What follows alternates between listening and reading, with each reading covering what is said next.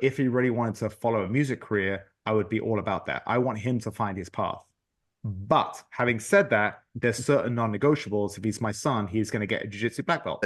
I was carrying her out to the car from the backyard, and I did have that moment, Lawrence, where her elbow's here, and I was like, I could be a fucking hero right now. All I gotta do is just jam that elbow right back into place, and then I'll have saved the day. I don't know how long I'm going to have with them. So sorry, I know it's a bit emotional, but I wanted to share that with you because it's really been on my mind the last 2 days. And when you're talking about parenting and the way you are with your kids, it's also the way you are with your parents as well.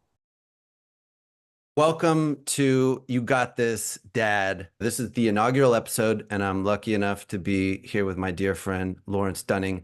Lawrence, can you please tell everybody where you are, where you came from, and how long you've been a dad? And then we'll jump into the meat and potatoes. Inaugural guest, I'm super honored and it's such a pleasure to be with you.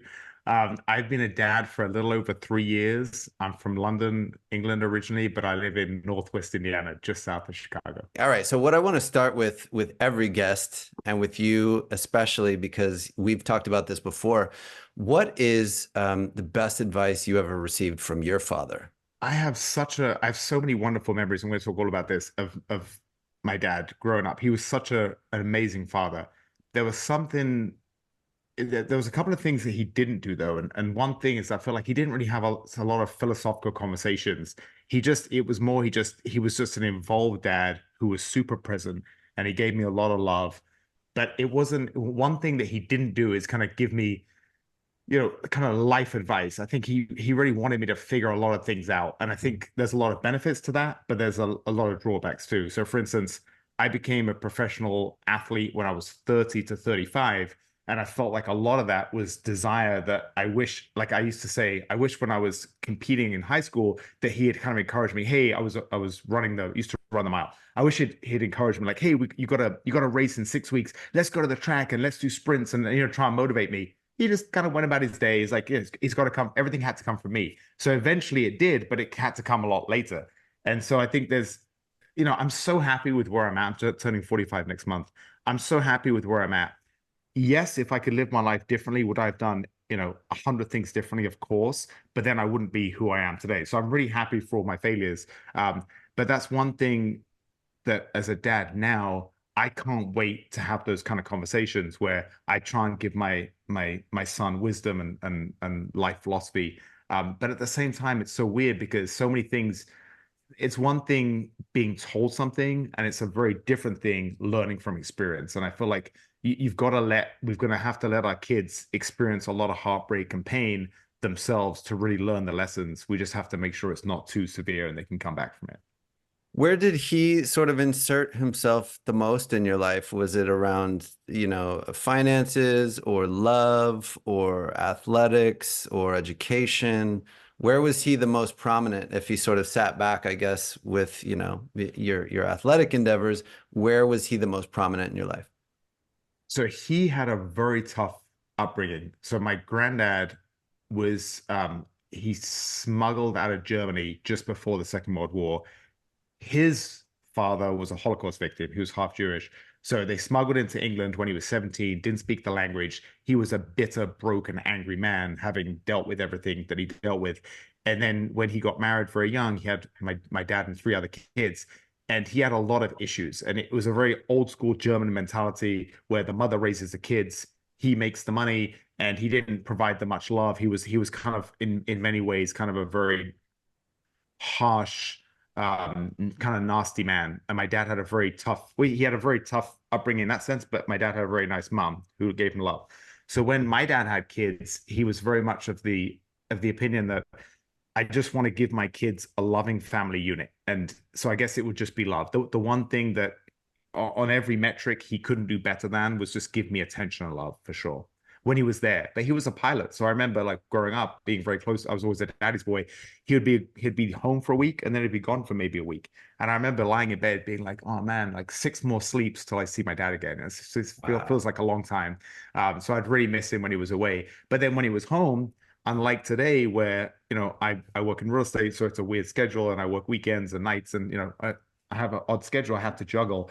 Where my dad was home, he would have 5, 6 days where he had nothing. There was no cell phones, the work didn't bother him. He was off, and he was off completely. He could make us breakfast. He could take us to school. He could pick us up from school. He could hang out, take us to the park. He had no stress. And I think that's something that a lot of jobs in the previous generation, just when they were at work, yeah, they weren't there and they weren't available. But when they were home, they were really home and present. And that's one piece of advice I've got from a lot of people I've talked to on fatherhood is when you're there, be there. Don't be sitting next to him physically, but be your mind is 100 miles away. You're texting people on the phone, you're scrolling Instagram. That's not with your son, you know. So that's a constant challenge that I've been dealing with because I use my phone for work is if I want to be with my son, I can't have my phone because I'm either going to have a client call me or I'm going to have something. I got to text this guy back. I have to leave my phone upstairs. I go down in the basement. I play with him. I can't even have my phone there. You know, it's that constant challenge of the modern workplace for so many people and so many careers, especially entrepreneurs, is it's really hard that the boundary between work and life is very blurry. Well, yeah, and you know, the other thing to be conscious of there is that you're modeling that behavior. Like that's the norm for you to always, you know, be on your phone and doing two things at once, and it's just sort of a very distracted kind of impression of the world that they grow up with. Like, okay, well, I can't wait till I have my own device and I can be doing two things at once too, like my both of my parents. Um, you know, you look very young, Lawrence, but I am noticing a little bit of white in the beard. How old were you when so you became a father at 42? 41. 41. Yeah. Okay. How did you prepare for that? Um, you know, I didn't realize this till later. One of my favorite quotes is by Soren Kierkegaard, and he said, "Life must be lived forward, but it can only be understood when we look back." And so when I look back at my 30s, the whole time I'd always hear these little comments from my friends with kids, like, "Oh, that's cool, you're doing that. Enjoy it now, because you know when you have kids, it's all going to stop." Like these little comments, and it was obviously affecting me because I was always very fearful of having being a father because I thought my life would end. All the fun things that I enjoy doing, that I could just jump on a plane and take a last minute trip. I can be selfish with, you know, athletic goals or whatever it was. Um, Not that I'm a bad person, but I was a striving to be a high achiever when I was young, and I always assumed that the parenting would curtail that. So I had all these negative whether it was, I think a lot of it was subconscious. And I remember when my wife gave birth, completely fucked up situation. I couldn't be there at the birth because when we went into the hospital, they said she had COVID. So they basically within a few minutes kicked me out of the room, and my wife was crying and scared, of course, and they just basically pushed me out of the room and said, you know, you can't be here. So she gave birth alone, and I couldn't see them for, I think I had Oh, to wait 48 hours, get a negative test, and then pick them up. So for a few days, I was a dad. Hadn't I was a dad but I hadn't even seen them.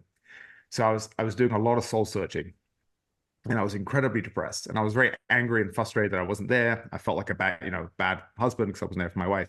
But I had this real depression, and I didn't understand why. And I went for a really long run, and I realized that it was all this subconscious imprinting of all this negativity towards parenting, and like it was almost saying you have to be a certain person when you become a parent. You can't be the person you were before, and it's a less person, yeah. And so I went for this long run. I was thinking, but why? Like, why? Of course, life is going to change, but why does it have to be worse? In many ways, I felt this inspiration. You know, I felt inspired before. I had this feeling that, yeah, it's cool. Like, you know, I achieve a goal and I tick it off, you know, my metaphorical, you know, goals list or bucket list or whatever you want to call it. But it got to the stage where as I got older, a lot of it felt kind of, it wasn't even that like, what am I doing all this for? Whereas when I became a dad, even before I saw him, I had this feeling of legacy. Like now I have an inspiration. Now I have someone who I want to teach by example, not just by words. I want him to see me struggling and pushing myself and striving for greatness and trying to do hard things and be my best self. And that's kind of what I think I've really found. And it wasn't easy. It wasn't overnight. It took a few years, but I found this incredible happiness and inspiration through being a parent that I didn't even know existed before. And that's what I want to tell my friends who are kind of on the fence about having kids is if you and I look at anything we're proud of, Thomas, I promise you it wasn't the easy thing. It was one of the hardest things we've done. And it's the same with parenting. Of course, there's so many times where, yeah, it is hard and it does change your life, and you are a little tired and you can be a bit grumpy, but the pleasure you get from it, it's something that you don't know what you don't know. And before you become a parent, you don't know what that feeling is like. And it gives me so much happiness and inspiration for the future. And it gives me a whole new mindset. Like before, I wanted to, again, talking about ticking the box in life. I wanted to tick a box in life. Like, okay, I've made enough money. I never have to worry about money again. Tick these boxes. Whereas now it's like I almost don't want my success tomorrow. I want my success spread out over the next decade because I want my son to see me. I want him to model to be modeled that good behavior where it's not easy because my dad bought a bunch of Bitcoin 10 years ago and he has millions of dollars in the bank and he never has to worry about anything and he can sleep in till noon and walk around in his bathrobe watching Netflix. He has no care in the world. I want him to see me trying to build something great through hard work. So I love that just the inspiration I've got from fatherhood is something that I could never have imagined before. And also the happiness as well. I think it's almost like there's so much statistics where it's almost like the family unit that was so prized 2 generations ago is it's almost like society in many ways has become anti-family. And there's nothing wrong with unusual family units, but that there's so many statistics that if a child grows up in a two-parent household, he's 20, or if he doesn't grow up in a two-person household, he's 20 times more likely to end up in jail and all these negative statistics. And I don't know if you know this, Thomas, but I just learned the other day, it's not about about a boy growing up in a two-parent household. It's actually a boy growing up with his father. So if it's a single dad who's raising a son, he's still um, much, much less likely to be in a bad situation, to go to jail, to things like that, then it's not about a single parent. It's about a boy having a father figure because he needs that father figure in his life. The I've importance never of heard that statistic. Is that what's it's the source on that? wild. I'll have to get back to you on that. But I have heard it from a couple of different sources. I think they're reliable. I think it was in parenting books I was reading, but it's We just got yeah, to the throw that. We got importance to throw that in the show notes because definitely. that's a huge, huge, huge statistic. And wow, Exactly, because it's not that of course you and I both know a mother's bond with their kids is just it's invaluable. But there's something about boys and needing a father figure, especially when they become older and they're teenagers. They need that role model, or the statistics are not good. So these are all just fascinating things that I think it's good to emphasize because society seems to be in many ways moving almost against the family unit. And there was so much fear about. I remember when I grew up, I don't know, Thomas, you and I are similar in age. There was a thing in the air when I was growing up that the biggest problem in with the planet was overpopulation.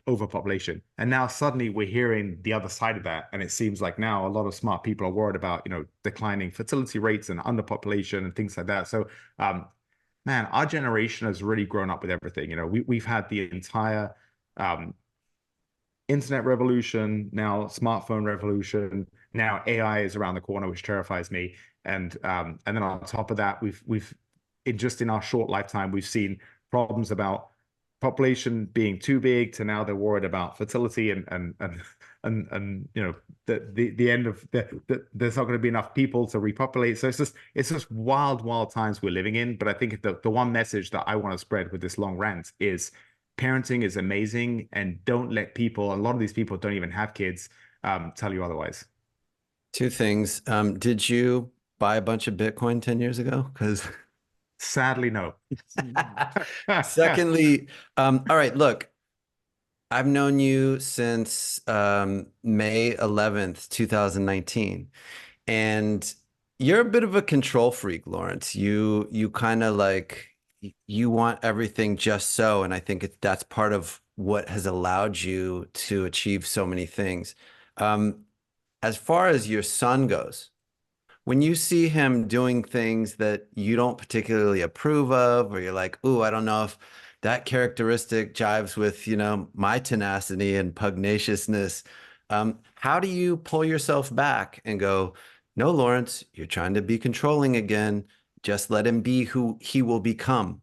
At what point do you feel like you need to step in sort of mold him into mini Lawrence? And at what point can he just be himself? It's a fine line, no?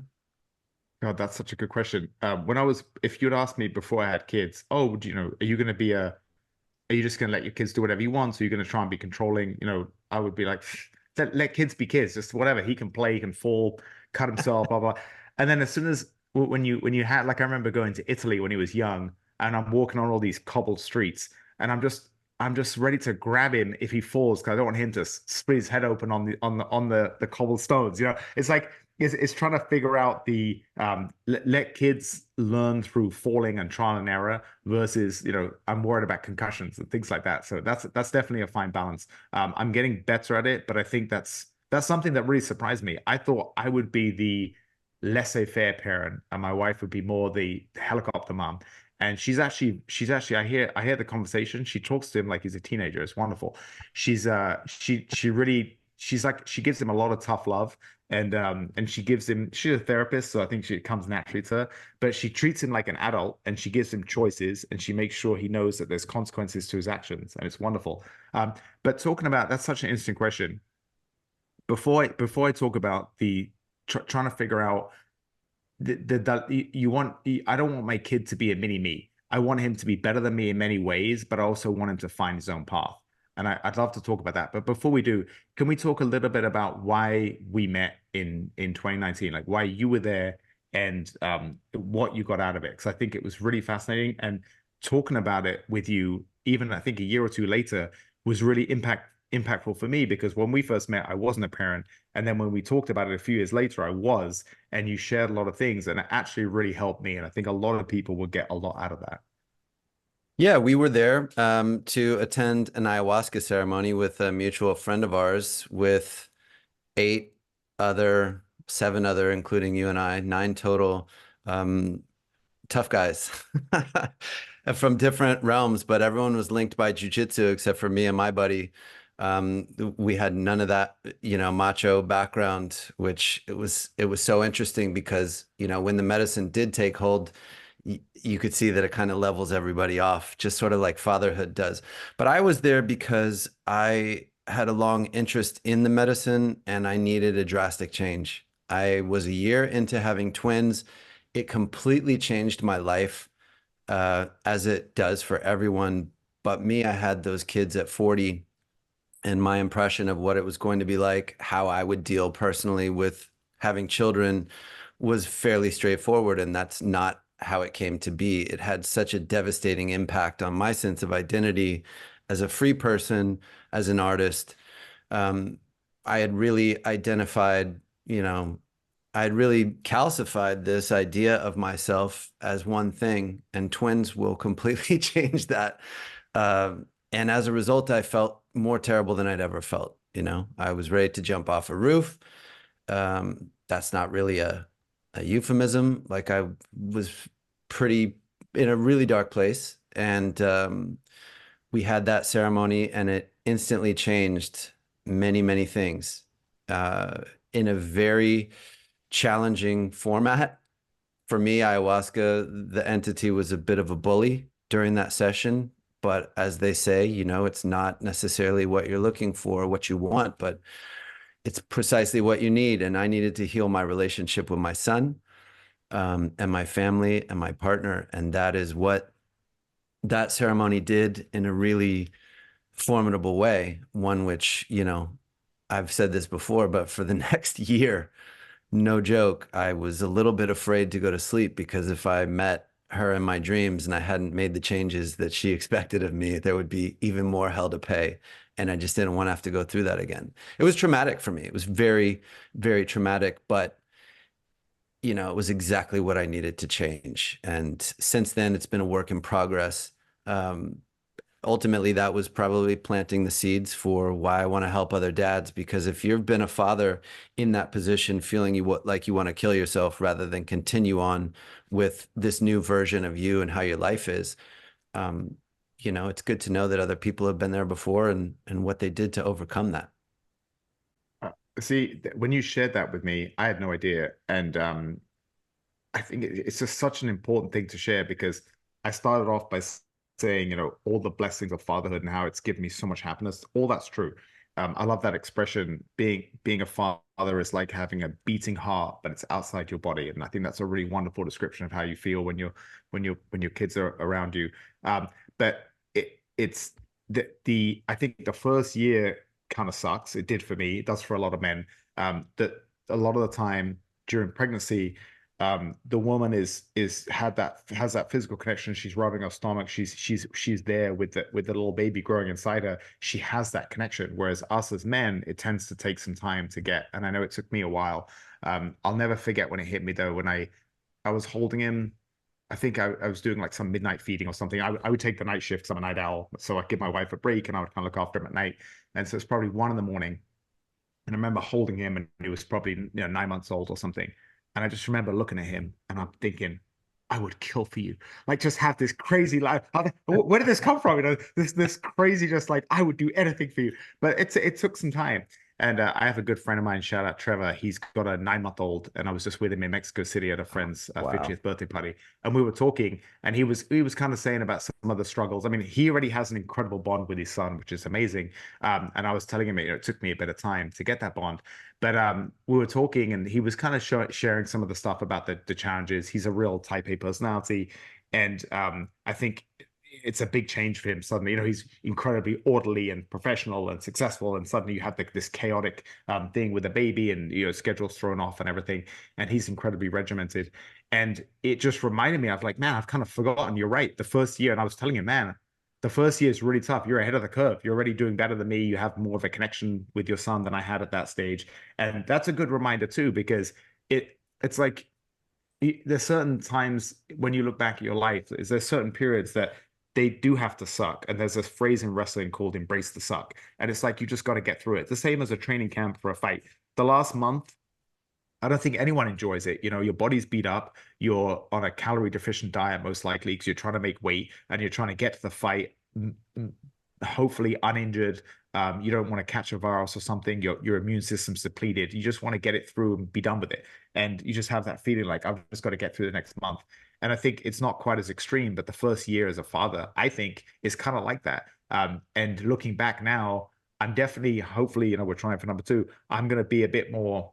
I'm going to enjoy that chaotic first year a bit more because I know that, once it's gone, it's gone. And I know I'm going to get through it. I really think a lot of that first is fun. And if you go into it knowing that it gets much more fun, that's nice to know, to hear it from other people. So when you told me that, I think I was like 6 months in or something when we had that conversation, and it really helped me because I was thinking, man, you're such a happy-go-lucky guy. I didn't realize that you were dealing with all this. And just as an aside, Thomas, like I'll say, I can only imagine with twins how much harder it is because with one, when he's asleep, he's asleep.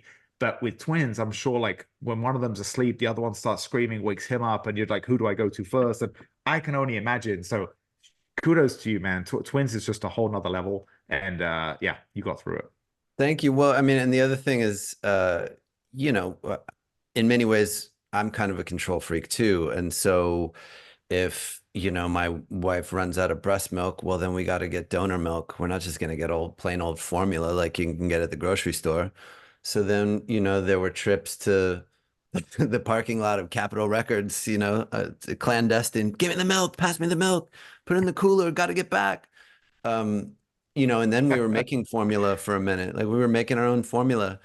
And it's just a lot of those things, my sisters that would just be like shaking their head like you fucking idiot. You made it way harder on yourself. But you're trying to do the best for your kids. It's like here's one interesting thing that ayahuasca conveyed to me, which and this is actually a great mantra for all dads. Imagine if, your child or your children were the most important children ever born. Now, I'm not saying they are. They probably aren't. But just imagine that they were. How differently would you treat them if you had that information? You would probably never try to steal their shine. You would probably never try to make them feel less than, or unappreciated in any way. You would do things differently if that's what you truly believed. And so it's a nice way to, sometimes when they're being real shits, you're just like, man, there's no fucking way this is the most important kid ever born. However, If you have that in the back of your mind, I think it really will change maybe some of the things that you do. A lot of my own personal story with the ayahuasca transformation was because I had some, like deep contempt and resentment for my kids and how it changed my life. And I would express that in said and unsaid ways around my son. And they can feel all of that. They can feel it all the time, even if you don't think they can, or you think that sounds like some hippy dippy stuff. Uh, I've seen otherwise. So you have to be conscious of that and kind of going off on a tangent. But let me ask you this. What has been easier than you imagined about the process? The entire fatherhood thing. No, no, no, let me back up. Before I ask you that question, you're trying for number two. What are you doing differently, if anything, this time? Well, I've done some health changes, things like Different supplements, dietary. yes, exactly. I've got a few different supplements and just the medical marijuana, that's I'm a California sober guy, so I don't drink alcohol, but I do like some evening mild, marijuana in the evening. I cut all that out because I think that's not good for fertility. Um, and I was doing a lot of hot yoga and things like that, so that's not heat's not good. So I cut that out too. And it's tough. It's like it's one of those things where you never think about when you're young because a lot of single men are trying not to get pregnant Sure. as they're enjoying single life. And then suddenly now I'm at that age where I'm speaking to a lot of my wife's friends and they're also trying for kids and it's taken a bit of time. And the first one took a bit of time. So it can be a little frustrating. My wife actually did acupuncture the first time and got pregnant straight away. And so that's on her list of things to do. But she's been going through we've been going through a couple of things the last few months, and I think she's one of those people where she's very in tune with her body, and it's almost like she's not quite ready to get pregnant right now because she's dealing with some things. One thing was crazy. We went to a friend's. We've been on a couple of Mexico birthday trips, but a few months ago we went for a friend's 40th birthday, and she got some type of infection. But she got sick. So we came back and we just thought it was getting sick from traveling. So she's in bed and she's kind of tough, and she's not really telling me how bad it is. And then finally, I think we check her temperature and it was really high. And one of our friends is like, you got to sends me a message, take your wife to the ER, like this isn't good. So we go to the ER, and we go to the ER, and they say like, where have you been? You should have come days ago. You've got a blood infection. It's entering your kidneys. You're starting to get sepsis. Like if you'd waited a few more days, you could have died. And it was just Jesus. like this shock of, I'm kind of I'm anti big pharma, and I'm kind of anti medicine. The whole that there's the whole approach where if you go for an issue, if you have a certain issue and you go to the hospital and they're just going to give you a bunch of different drugs for the issue, but they're not gonna the root cause is probably not going to be addressed. And that was always the way I saw hospitals. But of course, if you get shot or you're in a car accident, the first thing you do is you're going to rush to ER for trauma. So I think I was a bit too much of where I wasn't even thinking I should probably take her to the ER. I just thought, oh, she's going to get better. She's healthy. She's 39.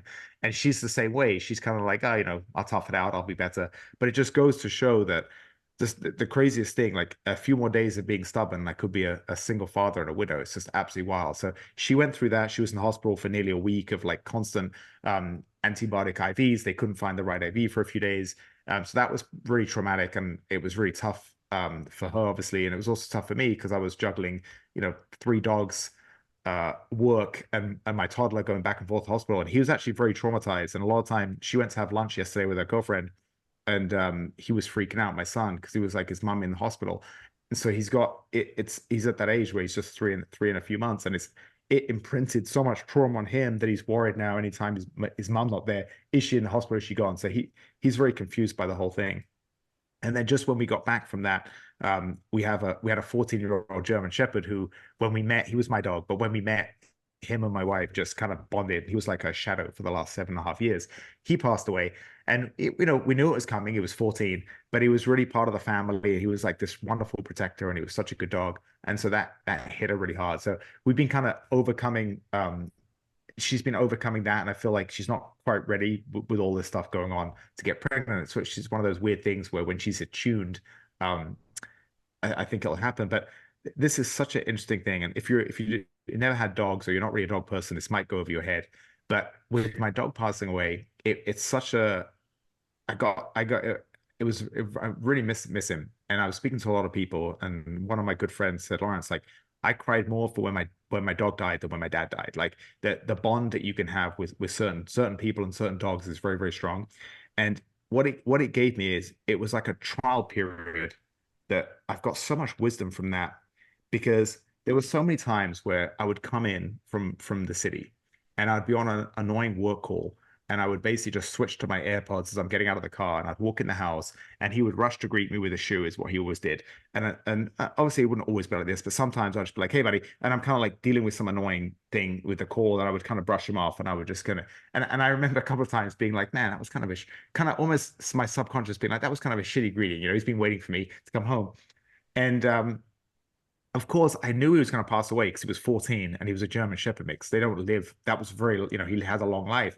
But if I had known for sure, kind of what you said, if you know your kid's the most important kid in the world, you would do things differently. If I had known for sure, like, hey, this you've only got 2 more weeks with him, would I have done things differently? Yes.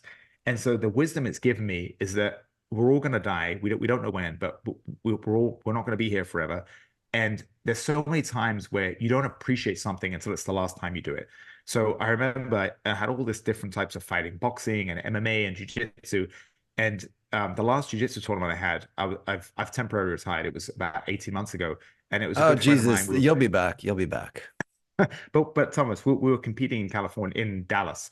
And because I knew it was going to be the last one, at least for a while, I enjoyed the process so much, and luckily it went well. But for the whole process, I enjoyed so much. And then the same with my MMA. With all the pro fights are like a blur of stress and anxiety, and I just wanted to get through them, except the last one, because the last one I knew it was my last one. I remember when the music came out for the walkout for my last one, my coach is like, "Let's go, champ." I was like, "Coach, give me a second." And I was just breathing everything from the preparation to the hand wraps to the walk to the cage to the announcing to the luckily I won a decision to the fight to after the fight to the post-fight celebrations to the icing my joints after and the bruises. The whole thing I enjoyed. And I remember being so regretful that if I had had that same mindset 15 years ago through all the other competition, if I had known that this was a limited thing that I'm gonna have to enjoy because I have to enjoy in the process in the moment because it's going to be too late after, then I would have enjoyed it so much more. And I've got that exact same approach with my son, where that talking about the chaos, and I'm sure you know this, when I trip over his toys in the middle of the night because I'm going to pee or something, you know, I'm just all like I clean up his the basement and then 20 minutes later he's tipped every single box upside down and made a complete mess. And I'm just like, oh Jesus, why did I even bother? Like all those little micro frustrations. I know for a fact that when he leaves home, I'm gonna miss these moments so much. So I'm determined to enjoy them in the moment. And that's a realization that I just got 6 months ago. And man, it has made me so much happier. It's made me so much more appreciative. Things that would have bothered me before don't bother me. And even things that would irritate me before almost bring me happiness because I know I'm going to miss them in the future. And I just, man, Thomas, I wish I'd had that mindset when I was younger because I would have just been so much happier in my life.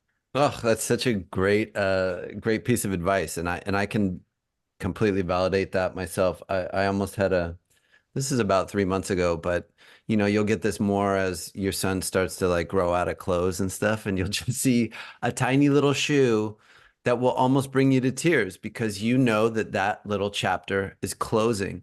And I think if there's anything I could share about that first year, as a piece of advice to young fathers, it is they say that, the time moves really fast. Well, in the first year, it doesn't. It moves really slowly. At least it did for me, especially with two. It was interminable. Um, but what I didn't do is appreciate because I was so uncomfortable, because it was so difficult. I didn't appreciate all those moments. In fact, a lot of it's like out of my head at all. I can't remember it. And that's where people should take your advice and try to you know, yes, it's hard, but embrace that suck, and go, this is cool because it's fleeting, it's ephemeral. I won't always feel this way, and I won't always have the opportunity to pick up these tiny little blocks because then it's going to be, you know, bigger blocks or bigger whatever the toy will be, and then maybe cigarette butts and who fucking knows. But for now, it's like you have these special little moments, and unless you're really present, they'll be gone. and I've really been thinking with just the idea of just being more present in life in general is something that society has made it so hard.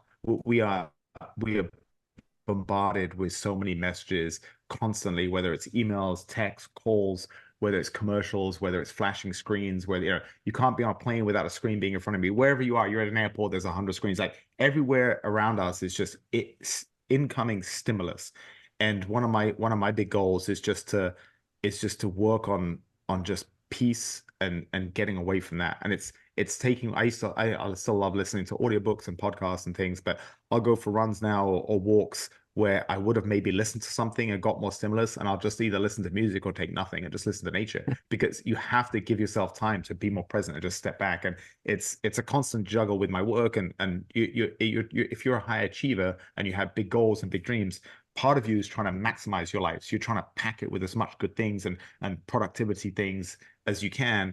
But at the end of the day, I always think like that lovely book, Five Regrets of the Dying. When you talk to people at the end of their life, like what do they really care about? And again, it's kind of that was the message that I got with my dog when he passed away. It was, man, there were so many times where I would tell him the last like 6 months, because I knew he didn't have long. I would tell him every night when I went to bed, I said, "You're such a good boy. Your work is done. Like you just enjoy the country now. We moved out of the city.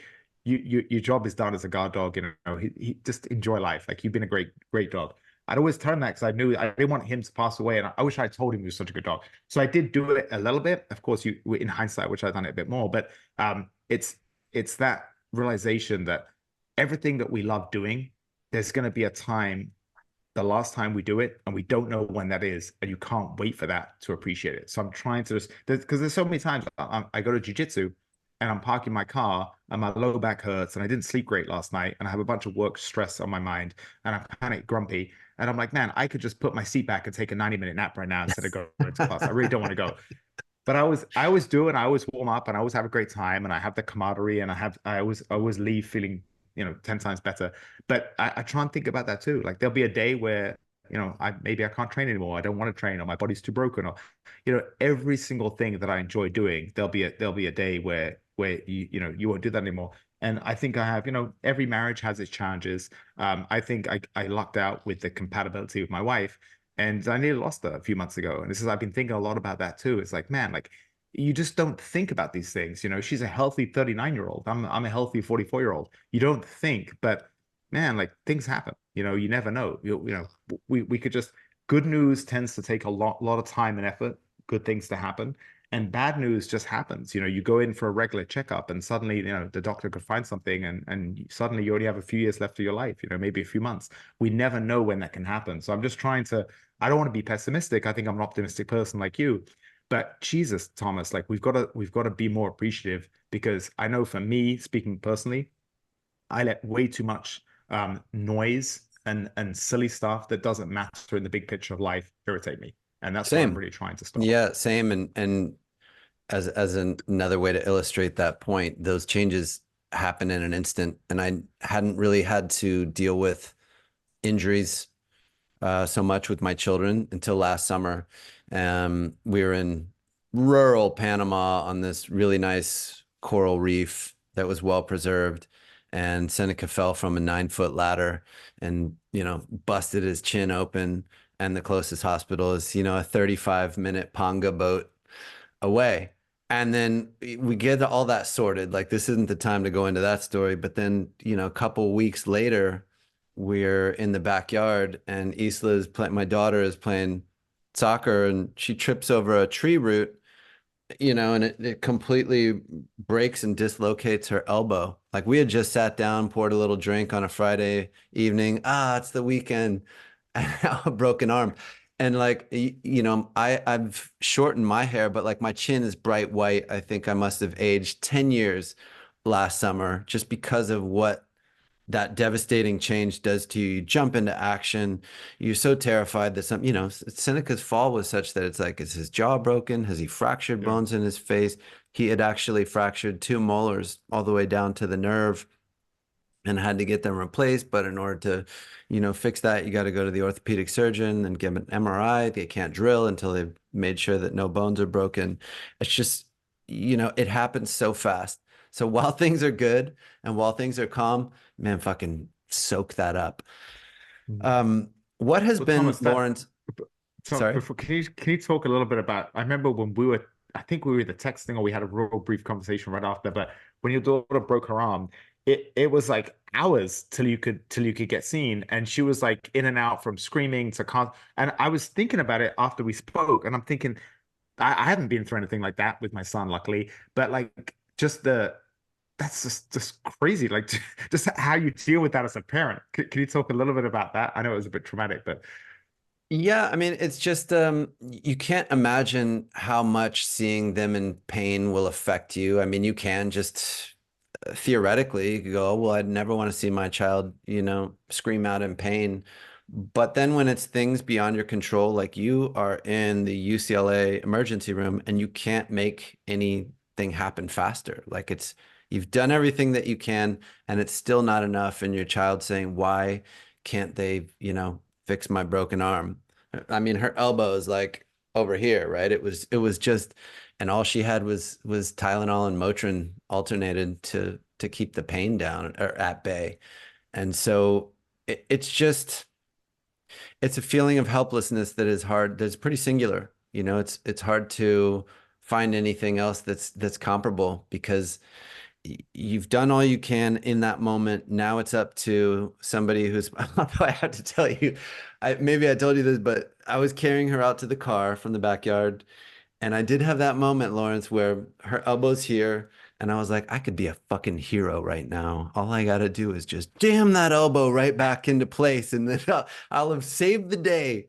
And thankfully, I didn't do that because it was completely attached and detached, and the humerus was a little bit broken. But you do think like, how can I make this better instantly? This child from my loins is crying out in pain. I can't do anything. She's asking me to fix her. And it's devastating when you can't do anything. So thankfully, the good folks at the Children's Hospital, at UCLA, put Humpty Dumpty back together, and she, put those pins in her arm. And kids, they're only 4 weeks in a cast, and all of a sudden, just right as rain. There was a little bit of atrophy in her left arm, but she took her, like kindergarten photo with this big pink cast on, which she was brutalized by. She was so appalled. She's like, well, I want to retake the picture. I don't want that cast on, which is, then it became a vanity thing less than my arm doesn't work. But yeah, and same with Seneca. Like we could see how deep the wound was, and he's crying out, and he said something really far out, Lawrence. He's like, "Are my teeth still? My teeth feel different. Are my teeth still in my mouth?" He felt like my mm, mouth is different, and he can feel the intense change, right? All we see is, okay, we see some blood and we know that there's this large um, wound under his chin that looks pretty grave. It's pretty deep. It's going to require 5 stitches. But internally, he could feel like he had chipped off teeth. They were impacted so much from the fall, they were shattered. Um, I'm really going off track here, but like the injury with your children is something you cannot prepare for, and hopefully you react in the best possible way. Afterwards, you're going to feel like you need a drink and a cigarette, even if that's not what you're into, because it will rattle you to your core. And then, this is the last thing I'll say on it, they will continue to bring it up and try to work their way through the trauma of it and the aftermath until they have gotten to a safe place in their mind, as for therapy, it's just like I know Seneca was dreaming for a while about that fall. It didn't deter him from getting on stuff. It didn't make him gun shy at all. It just he would talk about it like it was just so scary, so mm. scary.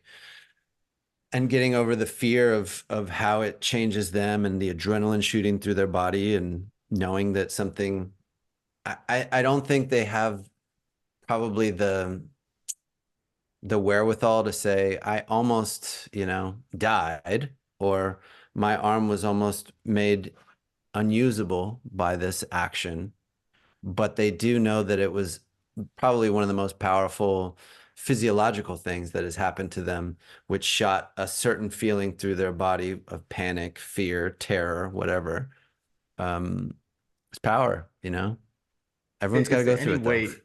That's what I was going to ask. I mean, kids learn so much by pushing their limits and running as fast as they can until they trip and fall. I mean, it is inevitable, isn't it? Like I'm just thinking, if I'm asking you advice, I've got a rambunctious 3-year-old, and he runs into things and trips and falls, and he's just wild, right? So much energy. Isn't that part of their development though? Is just letting them. It's just trying to make sure it's not as devastating as they can't come back from it. Like you said, it was close. Luckily her arm works and his jaw is okay now, but it's trying to find that balance between letting them learn by hurting themselves, but not letting them hurt themselves irreparably, Well, yeah, but I mean, look, just like I've told you this before, like we have, climbing holds on the trees. We built a playground in the backyard, which has more things. It was always very important to me that the kids had, pulling strength early, so that they could hold themselves up and save themselves to avoid a fall. Seneca's absolute strength is really high. Or is it relative strength? Yeah, I guess it's relative strength, but his ability, he could probably do a dead hang for a long time. He just slipped, man. Like he got to the top, reached for the last rung and missed it and just 9 feet down. But what was interesting is he like didn't put out his hands at all. Like no hands, just right on his chin, which is peculiar, but that's how it went down. And I had done everything I could to prepare them to be strong and agile and balanced and capable. It was just a freak thing. And then same with Isla, like she just tripped, and the way that she fell, her hand hit like the other tree root in a weird way that just snapped her arm. I mean, it's a freak thing. You got to be lucky, like Tony Hawk, evidently, who didn't break any bones, even though he was doing all the extreme moves, or So just crazy. be ready to, deal with it. I will say this public service announcement. If you're in the Los Angeles area and your kid snaps their arm at 5 p.m. on a Friday, don't go to the closest emergency room. Go to the Children's Orthopedic Hospital, and UCLA, because otherwise you will end up there anyway, and it will just be more hours before your kid gets care. That's Good one thing question, though, Lawrence. but Thomas, that's one wonderful thing is that I feel like when things are calm, like I should know exactly where to take him in an emergency because, like you said, I don't know. We moved recently. It's probably not the ER. It's probably the children's hospital, right? The children's ER. So that stuff, it's stuff you don't think about, but when things are good, but that's stuff I should have in my phone. Emergency vet for the dogs, emergency, thing for me. Where's the nearest place I go if I'm by myself and I have an accident, bad accident? Where am I going to take 100%. my son? So just being prepared. It's like that.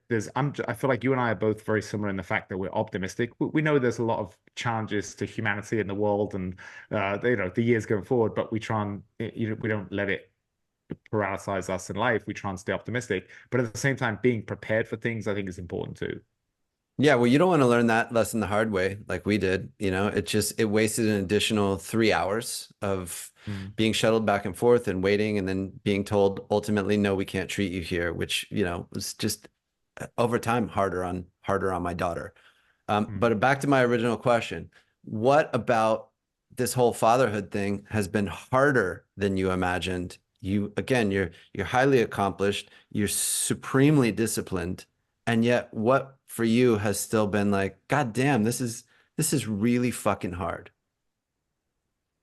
Feel like there's never enough time in the day, and just time management is so hard. There's always um things that I'm trying to do, and I've got to be better about just dropping everything when I want to be with him. And I actually just heard something wonderful. It said for people that entrepreneurs and things, people that have a bit more flexibility where you have a lot of work to do, but it doesn't have to be done this second. It can be done either now or in 3 hours. Those kind of positions and work titles. If there's certain periods that are really important. So now there's a period where if I was in the city for 5 hours doing jiu-jitsu and doing work, and then I come home and I'm with him, drop everything. Everyone can wait an hour. go to the park with him and my dogs and just be present with him and then come back to it. Or like if it's in the morning before I leave and I have a little window with him, just really be present. And that's the biggest challenge is because I'm one of those people where I like to do. I remember reading a productivity book, I think it was by David Allen, and he said if something takes less than 2 minutes, you should do it straight away. And if it's more than 2 minutes, rank it in order of importance and get back to it later. And that's something Nice. that I do a lot in real estate. You have so many things that take less than 2 minutes. Schedule a quick showing might be about a minute and a half on showing time. To get back to someone by text might be 45 seconds. A lot of these little tiny things, texting someone, hey, I'm on the other line, I'll call you right back. But when there's 20 of those 2 minute things, suddenly that's 45 minutes. And you told your son, give me 5 minutes, and it's 45 minutes later, and he's looking at you like, well, do your words not mean anything? So I think that's been the biggest challenge is just is that life is so it's so ironic, Thomas. It's like when our kids are grown and they leave, most likely we're going to be at a stage in our professional lives where we're going to be working less. So, and we're going to be financially much better off than we are today. So the time that we're trying to maximize our professional life is also the time when our kids are there and we want to give them as much time as we can. And it's just it's so ironic. And then you have all these people at the end of their life where they just have more time than they can do with, and they're kind of lonely and bored. And it's just it's like the paradox of life. It's like you have the most demands on your time all at the same time. And so that for me is definitely the biggest challenge. It's a great point. I feel super lucky that, COVID happened when it did because my kids were only, a year and a half old at the time. And because I spent so much time at home, I feel like I really, I'd got the lesson from ayahuasca. So I was like, all right, well, it's time to change. And, we got to do really cool stuff in terms of family unit time. We built garden beds together. That's something that I'm going to do a separate thing on. Like I think everybody should have a garden, and especially for kids, because it connects them to their food source and what real food is and where it comes from, which is, you know, completely different when you walk into a grocery store and see everything in little packages or wrapped in cellophane. It's like you don't have any idea where that shit comes from.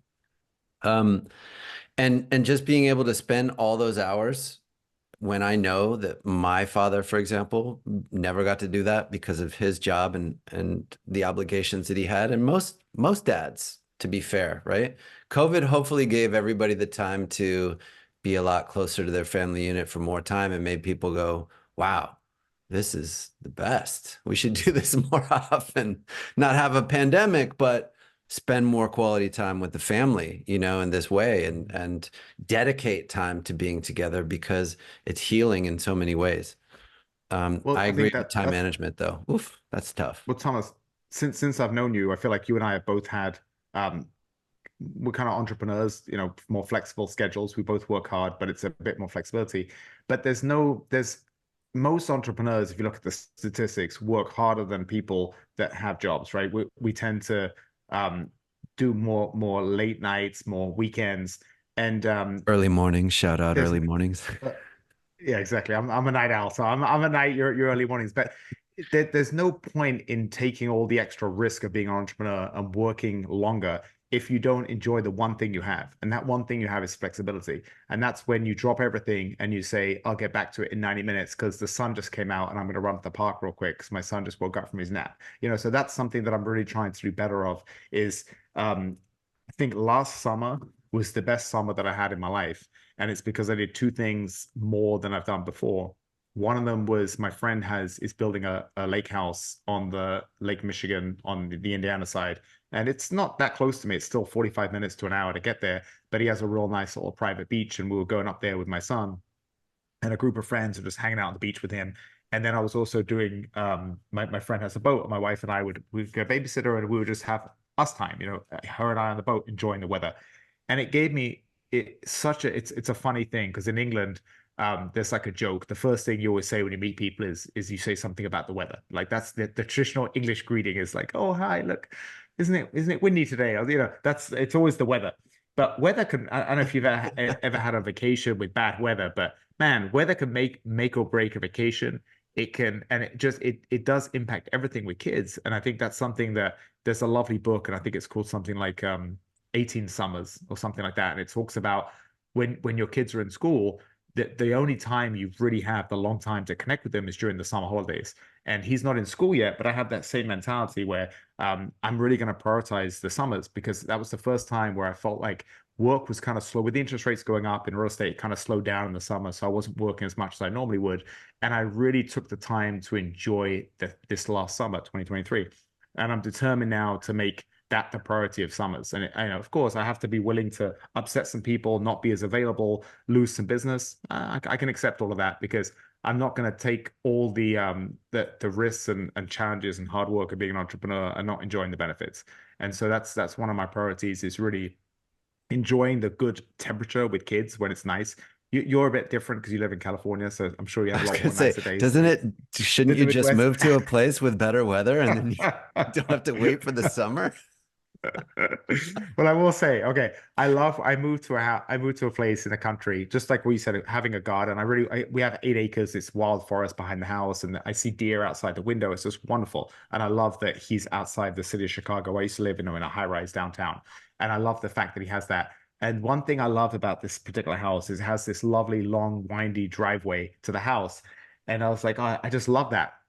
And then a couple of months ago, when it was freezing cold, and I was out on that long, windy driveway with some salt in the driveway, and it was freezing cold, and I was slipping and sliding on the ice. I remember thinking, hmm, maybe I got some things wrong in life, and I should just move to Hawaii. What's going on? But the one thing I'll say, Thomas, is I like the idea of him getting the adversity from the tough winter seasons, and Yes. I'm gonna have him. I want to link but one thing that I think my dad did a really good job with me was financially. And my dad always, he had a weird approach to money. For him, he linked money and time, which I link to. Like, I want to use money to buy back my freedom. But my dad would always say, he was a pilot. And he said, I'll always work the minimum amount of hours that I need to. And I'll use that free time to do things like, I'll mow the lawn and I'll do stuff in the yard and everything. He's like, some of my friends, they'll work the maximum amount of hours and make way more money than me, but then they're paying for someone to do their yard work and they're paying for babysitters for the kids. And they're not really living their life. They're just making all this money and their life is flying by. And I think that's something that I've come to appreciate with my dad is you can keep being more productive and you can make more money and you can keep outsourcing things. But like some of my fondest childhood memories are when I was helping my dad, like I'd mow the lawn and he was doing something in the backyard with me and it was the sun was out. And that's some of my favorite childhood memories. So it's not always about making more money and outsourcing things. It's about just enjoying time more. So one thing that my dad did really well with me is he always he always gave me money to help him with like things like yard work from a young age. So I associated work with wealth. I associated sacrificing now for the benefits later. And I think that's one thing that I really want to do with my son is when it's cold, hey, help me, you know, uh, salt the driveway or help me clean up the backyard. And we're going to chop down a bunch of trees and make a bunch of firewood. And we're going to do these things where I can give him hard manual work and it can be a bonding experience and he can make a little bit money too. So I think that's something that I really like about the hardships of living in a place like the Midwest is he's going to get plenty of resilience from being out there in the minus temperatures, slipping on ice on the driveway. Plus, with 8 acres, you can really instill a sense of obligation around land stewardship, which you could never give to your son in the city, you know? I mean, it would be like, isn't it nice that there's this park amongst all these, concrete and skyscrapers? But in the country, every day is like, we're planting new trees, we are cutting down old ones, we're planting gardens, we're interacting with nature. How has that changed your daily sense of well-being in your family? Has that been palpable for you guys? Almost, it's been the best thing. I have so many people that will see me at the gym or something, and they'll be like, "Hey, how are you finding Indiana? Are you happy there?" And I cannot stress. The only thing I was worried about the commute, but I need to make a lot of work calls anyway. So I basically my commute is my moving office, or I just listen to podcasts or music, and it's really not that bad. It's actually a decompression time. But the difference that I have from when I used to come home in the city of Chicago, where there was just so much crime around, and there was so much high taxes and I felt like I wasn't getting the benefit of the taxes. I felt like they were mismanaging the city so much. I had this like annoyance and bitterness that just never left me. And I feel like they keep voting for worse and worse leadership in Chicago, and it's so frustrating because I love the people there. And I think I found the perfect solution. I've moved to a state that's way more libertarian, and I come home and it's night and day. Like I come home and I just feel like so the weight of my life is left in Chicago. The weight of my career is left in the city, and I'm in the countryside, and it's just to hear birds outside and just mow the lawn and walk in the backyard and see like where I'm recording right now. I'm looking out at the back of my ravine out in the back, and it's just wildness. And I'll see, 4 or 5 deer just wandering around there. It feels so calming, and you're so much more connected to nature. And I just don't think it's natural for humans to be have millions of people stacked in a couple of square miles on top of each other. I just Yeah, I don't think mean, that's a natural way to live. I think it's great when you're young. When you're young, you have the ability to meet so many people and to do all these things. But as you get older, and when you start talking about raising kids, I think getting out in that environment is so important. you left at an early enough age for your son where maybe it wasn't hugely noticeable to him, but over time that's going to be really palpable, I think. It's something that we talk about all the time because we live in, Los Angeles, which is a huge sprawl, but we have a backyard. We're lucky enough to have a backyard with a lawn, where we've planted our gardens, etc. But before, when we were in Venice Beach, there was no real yard to speak of, and it's like, how are we gonna raise these kids in this? And look, it's not everybody's fortunate enough to have the nature around them, especially if you're in an urban environment. But I think that is something that over time will be proven that human beings need that connection. Well, I guess it already is, especially kids. That connection to nature is so important to their well-being and how they grow up and their relationship to their environment at large. And if you're in a place that's so urban, at least be learning about it and trying to expose them on the weekends or going to parks and stuff. Well, Um, Well, Thomas, I don't know when you leave LA, like I've noticed when I was living in Chicago, I would try when I took vacations or something. Like I'd have friends that would go to like, hey, I went to Singapore for a long weekend and it was awesome, or I went to Hong Kong, or they'd go from city to city. And for me, when I was living in the city, I had so little interest in I might maybe fly into another city. The first thing I want to do is get the hell out of the city. And I always found that if I could go somewhere in nature, I found it so rejuvenating. And I know that there's all the biological benefits of what I love the cold plunge. And in the summer, it's amazing where I'm in the cold plunge and then I go outside and I'm walking barefoot on grass and I take my shirt off and I'm getting the warmth from the sun. And you're getting all the natural benefits of that, the biological benefits. And he's out there playing barefoot on the grass. He's, getting connecting with the earth, like all the grounding, all that kind of stuff you can get. Is so wonderful. So you have that. I mean, you have wonderful weather in LA. You have your backyard. I'm sure you're walking barefoot all the time. and So you're we got getting a the lot, even though you're in the city. ocean. Yeah, I mean, we got the Yes, you're ocean and we've got the mountains. I think we're quite lucky in Los Angeles. We can go hiking every weekend to a new spot and just really, immerse ourselves in that. But if anyone needs any indication, watch a kid at the beach.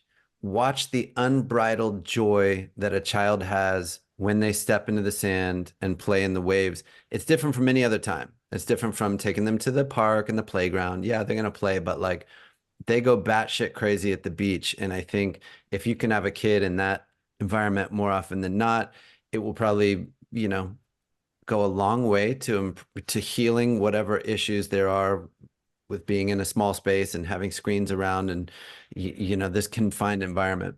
Um, I want to be conscious of the time, Lawrence, and there's still a lot of stuff I want to ask you. I'm Uh, good. you mentioned that you've been a professional fighter. I know, and we'll make sure the audience knows you're a very high level jiu-jitsu practitioner. I've been meaning to ask you, how will martial arts factor into your role as a father? And what has carried over from jiu-jitsu that has helped you be a better dad, you think, compared to the dads who don't train?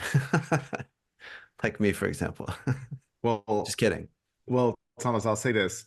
One of the reasons the impetus, it's going back that same Kierkegaard quote about you only understand your life when you look back. looking back, I'm so happy I trusted. I've made a lot of good decisions in my life and I made a lot of bad decisions in my life. And one of the best decisions I made was trusting a good friend of mine who actually found this house. So I was on the sofa. It was midnight or 1 in the morning. I was doing some late night work. I'd probably taken edible. I was all high, very relaxed. I'm just doing some mindless emails and property searches. My wife's asleep. And I get a text from my good friend who's an ER doctor. And he's actually my neighbor on this street.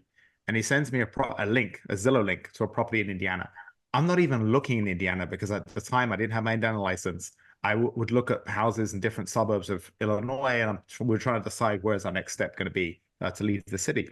And he sends me this link, and I was like, haha, very funny. And he says, Lawrence, this is the perfect place to raise your family. And I said, brother, like I'm not really like financially ready to put an offer in right now. And I thought he was joking. And he sent me, he was at work. So he's late, he's at work, he had some time. He probably sent me 20 messages and he said, or he basically sold me this house. So I hadn't even seen it yet. I love the fact that he was down the street, but he said something that really was made the decision going back to jujitsu. His other friend lived on the street, and this guy, I knew of him. I'd seen him in tournaments. He's a jiu-jitsu instructor. He has two kids. One of his oldest at the time, I think, was 12, 13. He's like a kids champion. He would go out to California, compete in the kids Pan Ams. He was really, really good. And this guy was an old school black belt, like fifth degree black belt. He's been teaching a long time. One of the pioneers in the Midwest jiu-jitsu scene. And he said, imagine raising your son where your next door neighbor has a jiu-jitsu school and his kids are jiu-jitsu champions and he's going to have that mentorship. And I thought that's a really good point. And I like this guy. I didn't know him, but I liked him. And since I've moved, it's been a year and a half. I've become so close to him. Shout out to my buddy Braulio and shout out to Eric, my doctor friend who found my house. But Braulio has this jiu-jitsu school. And I work a lot in the city and a lot of time I train at noon. So I'm still training at my Chicago school, but I'll go to his school when I can. And he has this incredible kids program. And I'm so excited to get my son into jiu-jitsu. And so the lessons that he's going to get from it, it's if you live a lot of wonderful people that I really enjoy, that whether I know them personally or whether I follow them, their career or their personal role models to me, is because they grew up in incredibly harsh upbringings and it develops so much character. Whereas you and I have worked really hard to try to give our kids a nice upbringing. So in order for them to still develop character, I think the best way is through some type of sport. And I think jiu-jitsu is the perfect vehicle because they can start young. They're not getting the kind of contact you're getting from boxing or football or even soccer. You're getting head trauma now from heading the ball. So I think it's a really good way they can get resilience. And the side benefit is that they can actually protect themselves. They're going to know balance and grip fighting and body positioning and chokes, and they're going to be able to protect themselves if they get attacked, as they get older. But that's just the side benefit. So having that for him is going to be invaluable. And I think for me, the jiu-jitsu is such a funny thing because I've been training now over 20 years, and the reason that I've been going to the mats to train has changed like 4 or 5 times in that period. Because initially I hated jiu-jitsu and I was a boxer who wanted to fight MMA one day, so I had to learn jiu-jitsu for defense. Like I didn't want to get taken down and strangled, and that was it. Then as I got better, by my last MMA fight, I remember I took the guy down. I won with jiu-jitsu because I'm thinking I was 35, and I'm like, why am I going to get hit in the face with 4 ounce gloves when I could just make it easy with my jiu-jitsu? So my jiu-jitsu went from defensive, surviving to actually winning MMA fights. Then when I retired from MMA, I was still competing in jiu-jitsu. So it became a athletic competitive goal. Whereas now when I go to the mats, whether I compete again or not, it's the reasons are completely different. For the longest time, it was also for a physical workout. I wanted the physical benefits. That was another reason. But now when I go, it's for the camaraderie and it's for an hour and a half break from my life. And it's time to see my buddies. And a lot of the guys I train with, they're old school guys that have been training a long time. A lot of them are also fathers. A lot of them are also entrepreneurs that have flexible schedules. Because a lot of time I train at noon. And we have so much, we're so similar, but we're also busy. It's not like we can hang out and get dinner and get drinks. And our only social time, a lot of them is very occasionally I might see them at a jiu-jitsu party or something. But in general, the only time I get with them is when we're actually training, and it's little bits of conversation here and there after class when you're changing and showering. But it's that kind of camaraderie, and it enriches my soul so much. And I think I'm so lucky in the sense that one thing that people talk about is a lot of people as they get older, they just have less and less male friendships, especially men, right? Women tend to be a bit better about nurturing relationships and keeping friendships. And a lot of men get tied up in their career. And I know friends that, they have one or two friends they barely see, especially some of my friends back home in London, barely see any friends. Their social circle is so small. And I think I've been so blessed with having so many good friendships. And one reason I love podcasting is you get to connect with people like you and I. We have every now and again we can have a really nice conversation when we're both in the car for an hour or something, but we don't talk as much as I'd like to. But it's because we're both juggling so much. And that's one thing that the I think I'm so blessed, and I think largely through jiu-jitsu. And again, we connected through Nick. Shout out to Nick Gregoriades. He connected us. Again, I know him through jiu-jitsu. So jiu-jitsu has just given me this incredible, rich social network, ranging from I've got friends in Africa. I've got friends in Europe. I've got friends in South America. I've got a friend in New Zealand who has a school. Like I have friends all over the country in America. I have friends all over the world through jiu-jitsu. And yeah, I don't talk to them every day, but I know if I drop into the gym, we can have a wonderful training session and we feel like kindred souls. So I think in terms of um, you're an incredibly artistic, creative person. And I think so we have to all find something that lights our fire. And so if you don't have something that's directly correlated with your job, if you work a job that you don't particularly like, but you need to do it for your health insurance for your family and you're kind of stuck, then try to at least find something that enriches and nourishes your soul. And I think for many people, jiu-jitsu can be that vehicle. You just have to make sure you're training with the right people. So I'm not training with the same people that I would have trained with when I was 32 and I was training for professional fight.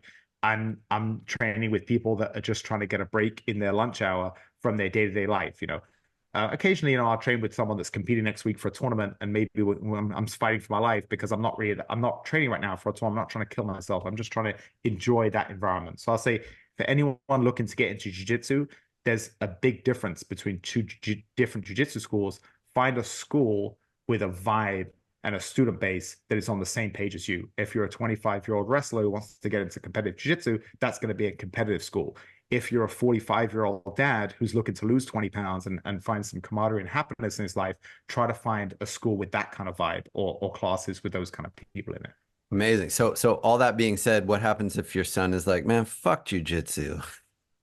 Great question. So there's certain things where I don't want him to be a carbon copy of me. And one of my biggest pet peeves is when I was a competitor and I'd be at these jiu-jitsu tournaments and I would see this, obese parent screaming at their 12-year-old because he didn't finish the choke and he got beaten by some other kid. And I'd always be disgusted by that. I live vicariously through myself for many decades, and I'm not trying to live vicariously through a sports team. I'm not trying to live vicariously through my son. I've done what I've done, and I'm happy with what I achieved, and I'm happy that I pushed myself as far as I could. So with my son, I don't want to push him. If he's incredibly, and he is my wife's a really good singer. She actually offered to be a professional musician in the Philippines, and she didn't want the fame, and she's not into that kind of life, so she turned it down. But my son has some musical gifts from her, and so if he really wanted to follow a music career, I would be all about that. I want him to find his path. But having said that, there's certain non-negotiables. If he's my son, he's going to get a jiu-jitsu black belt. And the reason for that is it's as my neighbor Braulio says, I said, Braulio, like, what do I do if Vic is not really into jiu-jitsu? And he said, well, he's not really going to have a choice because that's what you do. And that's what I tell my boys, that's what we do. And Braulio's wife also just got her black belt. She's a competitor. She's going out to the Pan Ams to compete. So husband and wife black belt, two boys, both kids champions. It's just what they do. Now he can do other things as well. He can find his other interests, but that's a superpower that I want to give him. I want to give him a black belt because I know it's going to open up so many doors for him later on in life. It's going to give him confidence with himself that he can protect himself. But most importantly, what we want for our kids is we want the respect of their peers, and it's going to give him the respect of his peers. And I think that's going to open up an infinite amount of doors because it has for me. Huh, that's that. So what is supposed to be? So I enrolled my kids in jujitsu, I think when they were 3.5, maybe 4. And the school is really great. Unfortunately, it ended up burning down because it was next to a feline motel. I'm pretty positive those cats burned down the jujitsu studio. No proof. Jesus. Um, but once the studio burned down, it was an excuse not to go and not find another one. And by then, Seneca's really, really into soccer and Isla's, moving on into dance. I would love for them to get back into it. What does your neighbor, who's raised two champion boys, think is the appropriate age to get started in jujitsu? So he said anywhere after, I think it was because Victor's three and a bit. I think he said 4 to 5 is the earliest. But the key when I watched him teach kids, it's wonderful. And his son, who's just, I think he just turned 14 or 15, he started taking over now the kids competition class, which is wonderful. All these kids getting ready for these kids tournaments. I love seeing because I see him like motivating them, and it's just wonderful to see. So it's really when they have enough concentration, but a good teacher in general is not the same as a good practitioner. You can be a world champion in jiu-jitsu and your teaching can suck.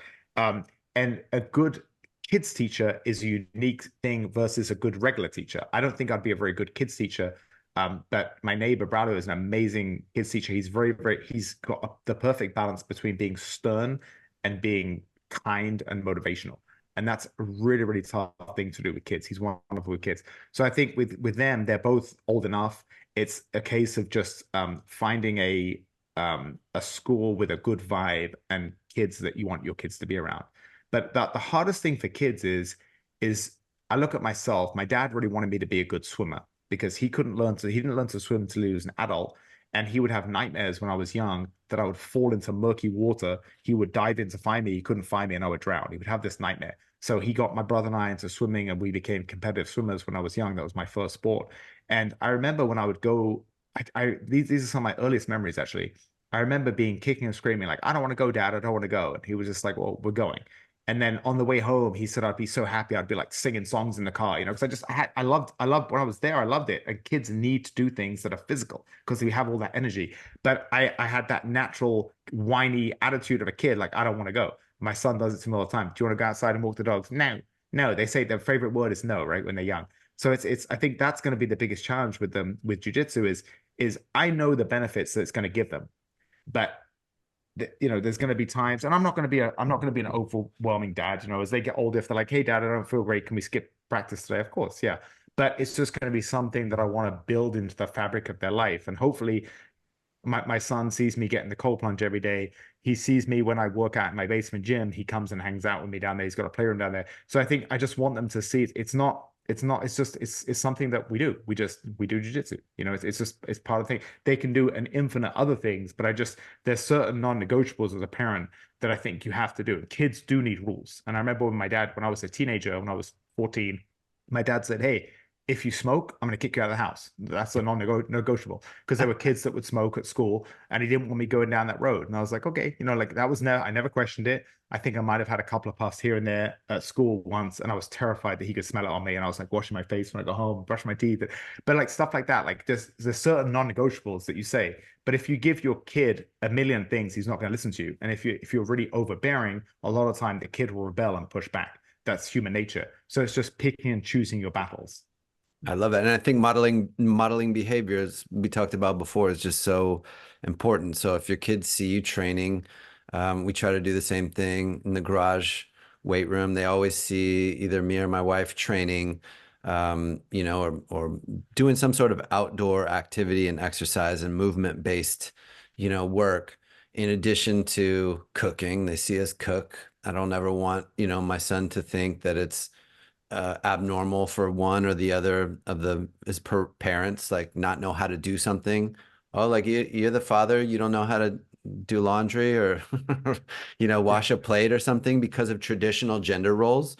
And I grew up in a household where the parents did sort of certain things. They kind of shared, but for the most part, it was one or the other in traditional roles. And we tend to do everything together so that they see that. And since I have a boy and a girl, I don't ever want my daughter to think like, yeah, well, your mother does the laundry. Cause like, that's just not, I don't want to model that behavior. Everybody has to clean their shit. Everybody has to cook stuff. Everybody harvests, stuff from the garden. Um, all that modeling is always happening, right? From back earlier in the conversation, we're talking about looking at the phone. Whatever it is that you're doing, they're watching all the time, and the world is always keeping score. Ayahuasca taught me that. So it's important to make sure that you're doing the right thing by them for how they will be years down the road because they'll remember just like you. Um, I think Thomas, I however, think that's one.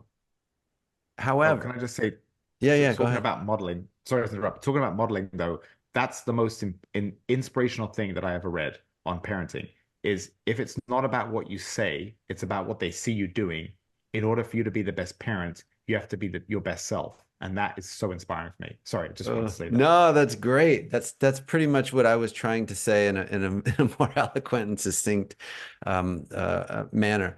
Um, One thing that is concerning to me, Lawrence, is that in the, I guess you would say, the modern state of sports for children, there is sort of this sense that everyone gets a medal. I've kind of seen it in the youth sports that we've done so far, soccer particularly. Even after showing up for two practices, if you get there and the timing is right with the last cycle, you end up with a medal, and you're like, I just started. You know, how do you feel about that? Like how should the reward system work with the child in youth athletics if they want to get to a very high level of jiu-jitsu, like a black belt, like you, for example? If that's what you want for your son, how much do you let him win? Well, the I heard a wonderful thing by Hickson Gracie.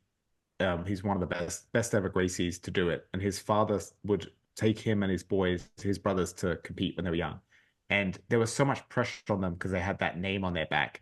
And there was so much expectation to be a champion for the family. You know, your father and your grandfather and your uncles, everyone's champions. He used to say, if you win, I'll buy you an ice cream. But if you lose, I'll buy you two ice creams. And that was a way his dad just kind of took some of that pressure off him. But for me, I think one thing that I learned with my first boxing fight, I was 23, my first amateur boxing fight, and I was single at the time, and I spent some time in New York, and I had a girlfriend when I was in New York, and I was flirting with this girl at the New York office the whole time. Then I broke up with my girlfriend, and the girl from New York came to visit in Chicago, and I was like, oh, she's here for one night. We're gonna go out. It was the night before this my first boxing fight. So we ended up having a very, very late night. I had a lot of fun. And then I did the fight and I thought I won the first two rounds and lost the third, but he got the decision, whatever. It's amateur boxing. The decisions are squirrely. But I remember the last round being absolutely exhausted. And then when I came home that night, I remember thinking, okay, I spent weeks and weeks training for this. And I fought a good boxer in my first amateur fight, and we went to war. But I was really tired. And the only thing that I could have controlled is being more disciplined with what I did the night before. And from that moment on, up until the last jiu-jitsu match competition I had, there was hundreds of, whether it was jiu-jitsu, MMA, boxing, hundreds of times I was competing. And I never, ever did that again, where I always did everything that I could within reason on my end. And then I let the chips fall where they may for the results. Because what makes combat sports exciting is you can be the better athlete on the day and you can still lose. That's why combat sports are exciting. And I won plenty and I lost plenty. And it never bothered me because I always did the best I could. There are some people that are wonderful gym fighters and then they compete to 20% of their ability. And I always felt like I was a pretty good competitor. I felt like I raised my standard from the gym to the competition arena. So that was a wonderful thing that I found myself. And that's something that I want to pass on to him. Is like, listen, in jiu-jitsu, it's not like a lot of these sports. Like if you win, you win. If you lose, you lose. The matches have win binary, it's win or lose. And I think when he's competing, if there's when you if he goes to a tournament and there's no people in his weight class or there's no people in his belt class and he goes up a weight or he goes up a belt and he loses, I'm gonna just have to talk to him about that and say, listen, like you challenge yourself and I'm so happy you put yourself in the arena and yeah, you lost to a bigger, stronger person, but that experience is invaluable. And there's a wonderful, I think it's a Hennessy commercial, and Manny Pacquiao's in it, and it shows him boxing in these rinky-dinky shithole bit places when he was a kid. It shows a kid in the Philippines. You're assuming it's him, but boxing it's basically showing he came up. It wasn't even proper boxing rings. It was like these little tiny towns, and people are betting on him. And he went from that to fighting in the MGM Grand for tens of millions of dollars, and the whole world watching on pay-per-view. But he didn't just show up and go there. He worked his way up, and I think that's what I'm going to have to. I can't wait to have these conversations with him. Is when you get to the big stage, you've grown and you've developed mentally. And when you see these guys, and I never fought in UFC, but I fought in some big arenas. And when you walk out and there's thousands of people and there's lights on you, that wasn't the first time I did that. The first time, my first amateur boxing fight, I remember I'd seen locker rooms in TV, and the guy has his own locker room, and it's really nice, and it's a big room, and he's got his coach holding pads on. I remember there was like my opponent is like 2 feet down hitting pads with his coach, and he's bumped into me as I'm trying to warm up too, and then the bout before is like hitting my ankles because he's right behind me, and there's just no room, and then that was my first amateur box fight. My first amateur MMA fight, I just fought once as amateur. It was for an amateur title, and the show was called Babes and Brawls, and it was held Wow. in a strip club. And in between the fights, they had strippers, and there was no so there was all these strippers walking around, and my coach was so funny. He's like, "Dear God, we can't have this distraction, Lawrence." So he pulls me up into this little kitchen area where they're making fried wings and stuff. And he's like, "We're gonna warm up in here." So like my first MMA fight, I'm warming up in a kitchen, trying not to hit people walking up in and out with wings and half naked strippers walking around getting food. And you're in it's all character development. So I think that's what I want to tell my son is all these things in life, you get priceless lessons. Like records are for DJs. Win and losses doesn't mean anything in the early days. It really doesn't. It's all about development. And even one thing I love about MMA as opposed to boxing is some of the best fighters in MMA have a record, 16 wins, 10 losses, because they fought the absolute best in the world from day one. And MMA tends to be way more competitive. In boxing, there was an amateur that I beat twice as an amateur. He was very good, and I was a bit more experienced at the time. I think that's why I won those fights. He went on to have something like 20 wins in a row as a pro, and he fought for a title. And when he finally fought someone really good, he ended up losing. But like this guy went on a crazy run as a professional because he's fighting people that are professional losers who shouldn't have even been there because he's trying to pad a record. And Sure. it's kind of a joke. So the one thing I love in sports that matter and the people that love you don't care if you win or lose. They're going to love you either way. And people that do care are people that you shouldn't care about their opinion. So I'm going to have all these lessons to tell him because I had to work through all myself without winning or losing. But I think we can't control people that are better than us. And the lovely phrase in jiu-jitsu is you either win or you learn. So if you win, then it's validating that you're doing something right, and that's a positive experience. But if you lose, then you can take something from that. Like, okay, that guy was more experienced, so I just have to keep competing and become a bit more experienced myself, a bit more of a savvy competitor. Or you know what, that guy had really good wrestling and my stand-up sucks, so I'm going to work on wrestling the next 6 months.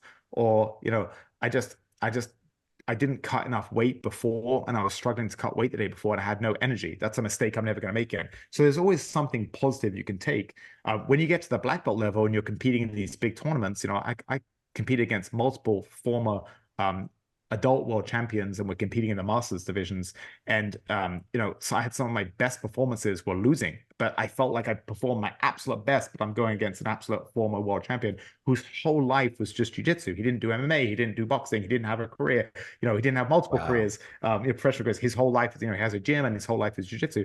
And so there's not much I can learn from that, except that, you know what, he put more time in and I'm okay with that. His whole life, he put way more hours in the mat. He should beat me. And, it's not to say that I can't beat him on a good day if I have incredibly good luck, but 9 times out of 10, I probably won't. And so there's always something you can take from competing with the right mindset. And there's nothing sadder though. Sorry, I know it's a bit of a long rant, Thomas, but there's nothing sadder than um, a kid getting screamed at by a parent that's never achieved anything in their life, and that just breaks my heart. And I'll never ever be that parent. I'm not going to live vicariously through my kid. And you know what? If my son says I really don't enjoy competing, as long as he's still training and getting the skills, I'm not going to push competing on him either. Because some people are really good at jujitsu, but they just don't enjoy the competition aspect, and that's okay too. Wow. Great answer. You and I are both combat sports enthusiasts, and I'm wondering, well, two things. When do you think it's appropriate for children to start watching? Like from an early age, is it okay to see like Conor McGregor snap his leg or, a brutal knockout? I just, I don't know. My wife and I talk about this, and we just don't know when we think it's appropriate for kids to start seeing that. Yes, it's a sports setting. Yes, it's a very controlled environment, but it's still quite brutal and can be really, really violent and gory at the same time. When is that okay? Um, my most dramatic loss was 3 fights before I retired, and I got caught with it by a very explosive fighter with a beautiful shin wrapped around the neck head kick in the first 10 seconds of the match. And it was the first significant blow that landed and it dropped me and the ref stopped it. And I said, what happened? I lost like 10 seconds of my life. And when I see brutal knockouts, having been there on the other side of them, it's always I don't enjoy watching it. It's always painful. When I see horrible injuries, that's even worse, right? But I don't enjoy watching that. I don't enjoy watching a guy get absolutely destroyed and beat down before he's finally stopped. I don't really enjoy it. I like seeing back and forth. I like seeing competitive matches. I love seeing the artistry and the skill, but I don't enjoy seeing that kind of stuff. Well, you're talking So you're about right. It like an is example would be like Justin Gaethje versus Tony Ferguson, where he just got yes, absolutely exactly. And you just see smashed. a guy, you see an aging legend get beat down and probably lost a few years of his life and that. Exactly. Right. Yeah. That for me, I don't enjoy watching that. It kind of hurts my soul a little bit, you know. Um, so but I do watch the UFC and I actually watched some fights last night. I had a kind of a frustrating day and I came home and I my wife had thrown a pizza in the oven because I said I'll be home in 20. Can you throw a frozen pizza? I just wanted a frozen pizza and I wanted to watch some UFC. And my son was walking around playing and he's kind of looking up at the screen and he's not really watching, but it's there. And I actually had the same thought. I said, I hope this is okay for it to be on in the background. So he doesn't, it's not like he sits there and he watches it with me, but it's on and it's part of life. And the way I look at it is he's just going to think it's normal to watch professional MMA, just like it's normal that, you know, he goes to the jiu-jitsu gym with dad. So I'm just trying to normalize it.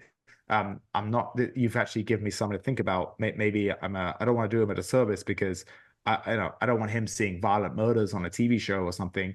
And you know, for his little brain, is that going to impact the way he sees? You know, is he going to think it's normal to see people get kicked in the head and hit with 4 ounce gloves?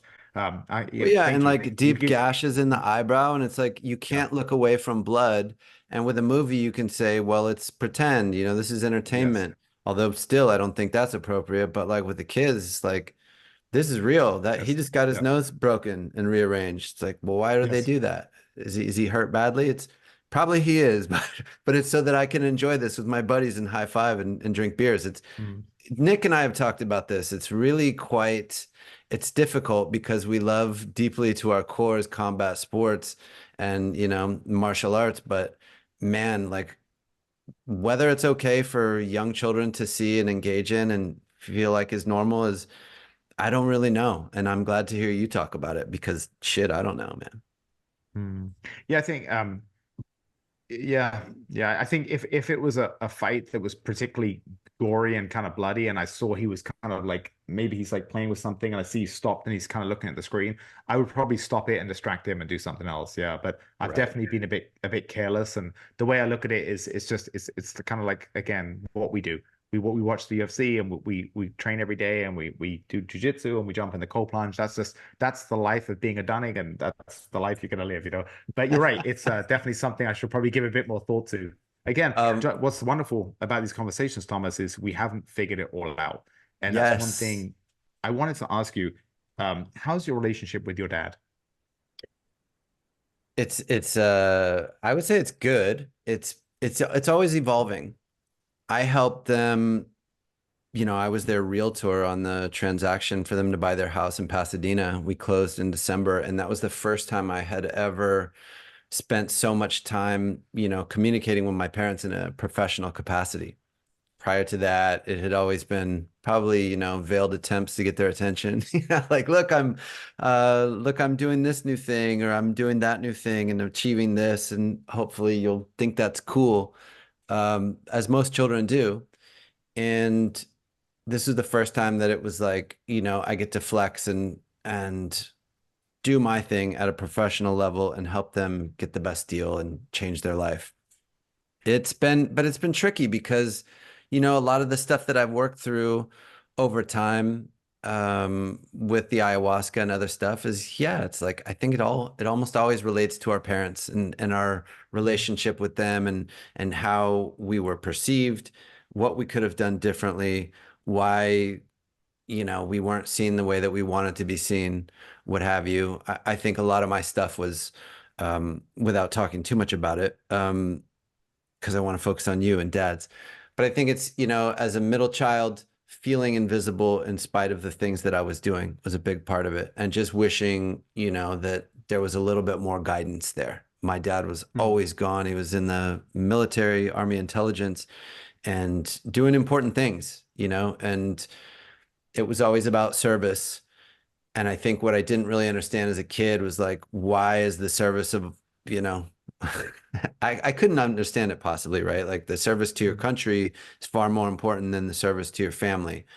And, I still haven't squared myself with it. I haven't figured it out because I'm sure he would like to, on his deathbed, think about all the times with, his family rather than all those times he was out working for other colonels or generals or, commanding a battalion of troops. Actually, I don't know. I should ask him. I'm hoping to be able to do that. But it's evolving. I'll say that. Now that they're moving closer, hopefully we get to see each other a lot more and just have conversations about parenting and what he wishes he would have done differently so that I can avoid making the same mistakes with my kid, and my Well, kids because there's a lot of it. There's a lot of carryover. You're more like your father than you can possibly imagine. And even if he wasn't around a lot. And so that's great in many ways, and in many ways not. So if you expect certain things out of your kid because they were expected out of you, you better check yourself and really think about whether that's the most appropriate thing for your child where they are. Well, I'm so glad you said that. I'm finding myself either saying or thinking things that he said to me when I was young.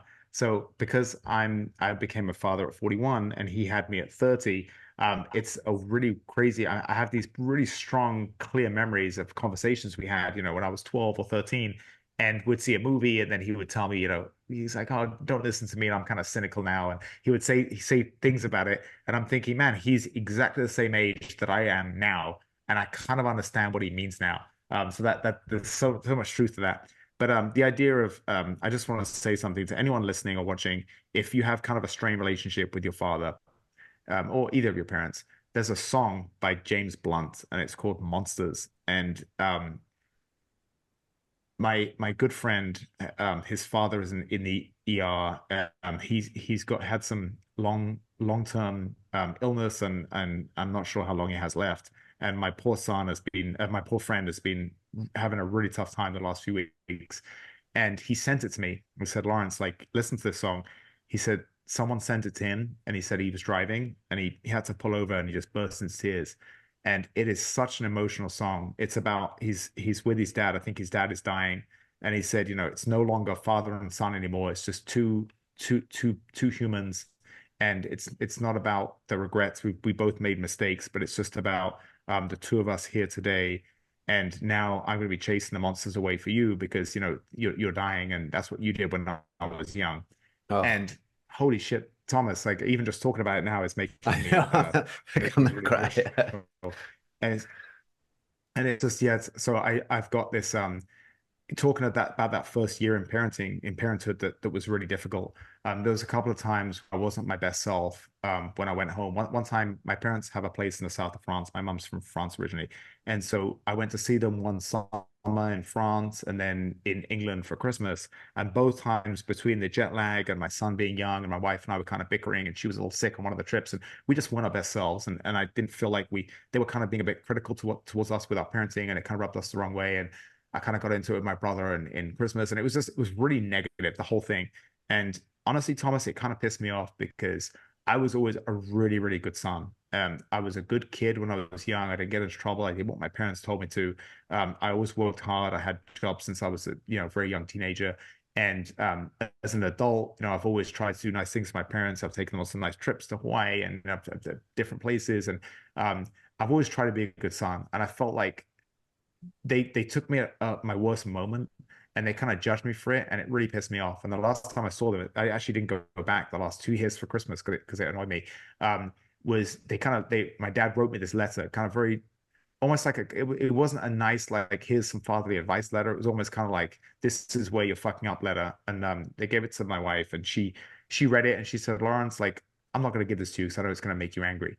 And she kind of told me what it was about, and I was like, I don't want to read that. Throw it out. And it did piss me off.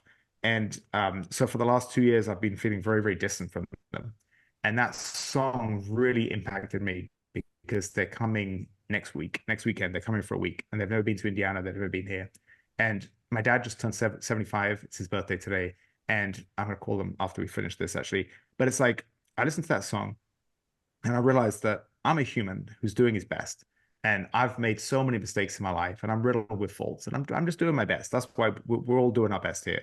So, anyone going through tough times, number one, don't be hard on yourself because a lot of people, their self-talk is so much harsher than they would ever say to a friend of theirs. So, watch your self-talk and just give yourself a bit of grace because we're all doing our best. And it doesn't matter how many times you fucked up, you did the best with what you had at the time. And the other thing is just don't don't wait until your dad's on your deathbed to mend a bridge. And that's one thing that is just this just happened the last few days. My friend sent this to me, and I know what he's going through, and he's incredibly close to his father, and his father's really young, and it's just so tragic. And I just now I'm a dad too. I have a bit more. I have a bit more grace for things that it's not that I have resentments. My parents did the best. They were young parents and they were wonderful parents. And talking about every generation that does better. Look at my dad's upbringing with this crazy, strict, authoritarian German father who treated he would have steak at the table. And meanwhile, my dad and his three brothers would have like milk, white bread, and sugar, and they would just dip the bread in the milk and then the sugar. That was their diet. They were very, very poor. They only had enough money for one piece of meat. So my granddad ate it, and the kids Wow. had nothing. That was his upbringing. He never. I don't think his dad ever told him he loved him. I tell my son 20 times a day I love him. So it's just every generation does better. But I'm determined. I just wanted to share that with you because it's really been on my mind as a father. Is do, we're all doing our best. So number one, be kind with yourself, but also don't wait until it's too late because I've really been asking myself a lot the last 2 years. I was like, if my parents passed away tomorrow, would I regret the way I am being distant from them and not going to see them? And I was like, I don't think I would because like it's kind of on them to see me and make the effort. I've got a lot more going on. My dad's retired. I've got a lot more going on in my life right now. I'm juggling a lot of different things. I got screwed over by a contractor. My finances are not where I want to be. Blah blah blah. I've got all these excuses. Where I'm so busy. But then on the other side, it's like, dude, he's 75 years old. He's like, give him some grace as well. And so for me, I just that song really spoke to me, and I'm determined to be my best self next week when they come. And I'm just gonna all the resentment and all the irritation of the last few years, I'm just gonna let it go. It's just life is too short. And when all's said and done, Thomas, like, are we really gonna care about the prestige and the Instagram followers and the way people look up to us and the zeros in their bank account? No, we're not going to care for any of that stuff. We're only going to care about our very close friends and family and the wonderful time we spend with people we love. That's it. That's all that matters in life. And so, we've all got complicated relationships with our family. I think it was Ram Dass that said, if you think you're enlightened, go home for a week at Thanksgiving and then see if you're still enlightened. So, you know, we all have it, right, Thomas? We all have complicated relationships with our family, but it's just I'm just over it all. Like I don't want to have any negativity towards them. I don't want to have any bitterness. I don't want to have any resentment. I'm incredibly grateful. They did a really good job raising me. I was incredibly lucky. I was raised in a two-parent household in a nice suburb of London. Like what the hell do I have to complain about? And I'll try and do better with my kids. I'll try if I can. I'll try and be my best self, but I'm not going to let any resentment impact. I don't know how long I'm going to have with them. So I just realized, sorry, I know it's a bit emotional, but I wanted to share that with you because it's really been on my mind the last 2 days. And when you're talking about parenting and the way you are with your kids, it's also the way you are with your parents as well. Wow. Well, I was going to ask you for any parting advice for dads, but you just nailed it. Thank you so much for being my inaugural guest and challenging me in so many ways, as you always do, and how I think. Lawrence Dunning, ladies and gentlemen, thank you so much. I can't wait to do it again. It's been a massive honor and honest, Thomas. I'm sending you a lot of love from the Midwest, and I really hope to see you soon. Thank you, brother. Hasta pronto.